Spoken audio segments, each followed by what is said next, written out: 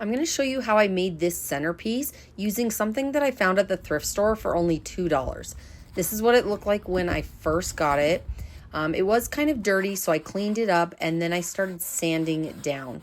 The inside was very glossy, so I really had to sand that down quite a bit. And then I decided to use a primer just on that inside part because I was worried that the spray paint wouldn't stick to it.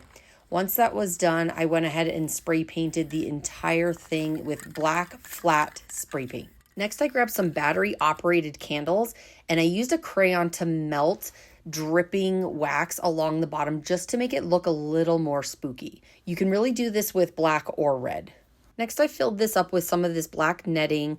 I added my candles and then some black roses and some plastic black spiders.